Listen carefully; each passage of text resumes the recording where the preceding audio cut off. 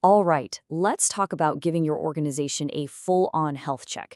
We're going to use a tool that's been around for a while, but is still incredibly powerful for figuring out what's really going on under the hood. It's called the McKinsey 7S model. But before we get into the model itself, let's start with a question. A big one that probably keeps a lot of you up at night. You come up with this amazing, game-changing strategy, right? You've planned everything down to the last detail. But then, when it's go time, nothing. It just fizzles out. Why? Why does this happen so often? Well, the answer, more often than you'd think, is a problem of alignment. It's that simple and that complicated. You've got different parts of the company all pulling in totally different directions. I love this analogy.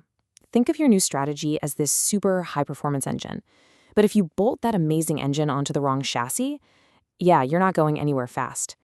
And that is exactly where this model comes in. See, the McKinsey 7S model is basically a diagnostic tool. It was built to analyze what's called a company's organizational design, which, is really just a fancy way of saying how all the different pieces of the puzzle fit together to actually get stuff done. All right, so let's get into it. Let's meet the 7 key parts of this model.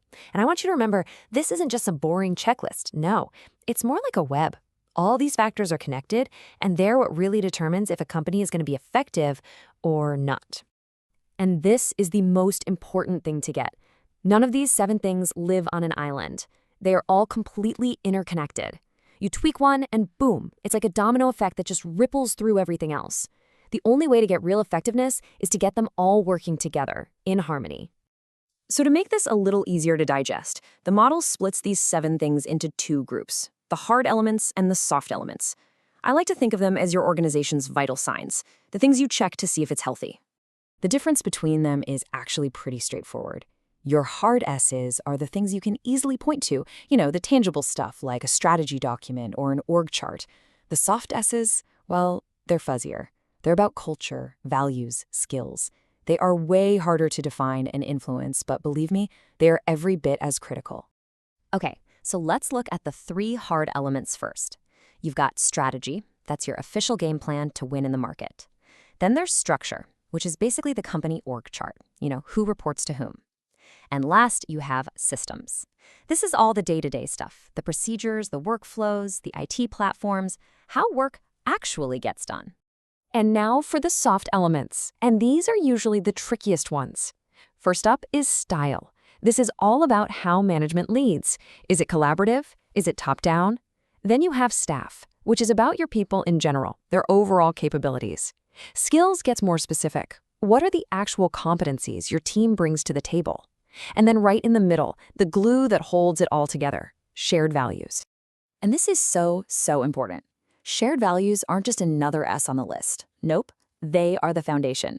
They're the very heart of the organization, the thing that guides and aligns everything else. Seriously, if your company's values are fuzzy, or if people don't really buy into them, it's pretty much impossible to get the other 6 elements to line up. Okay, so now we know what the 7 elements are. Great, but how do you actually use this thing? Let's walk through a really simple 4-step action plan to turn this from a cool theory into a tool you can actually use to make changes. It's a pretty logical process. Step 1, you go on a hunt for misalignments. You're looking for the gaps, the inconsistencies, like does your strategy say one thing, but your systems make it impossible to do? Step 2, you figure out what the ideal setup should look like. This might mean some research, some tough talks. Step 3, you create a real plan. What specifically are you going to change? And finally, step 4, the moment of truth. You actually implement those changes. Theory is one thing, but let's make this real. Think about a company merger. It's a massive change, right? And so many things can go wrong. It's basically the perfect stress test for the 7S model. So imagine 2 companies are becoming one. Just take a second and think about it.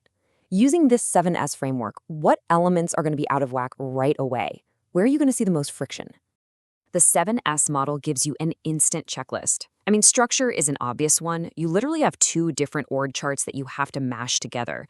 Staff, that's a huge one. You're bringing together people with totally different backgrounds, maybe even competing cultures. And of course, strategy. You've got 2 different business plans, 2 sets of goals that have to somehow become one single vision. See, the model doesn't just let you list these problems, it forces you to actually deal with them. Now look, like any tool, the 7S model isn't some magic bullet.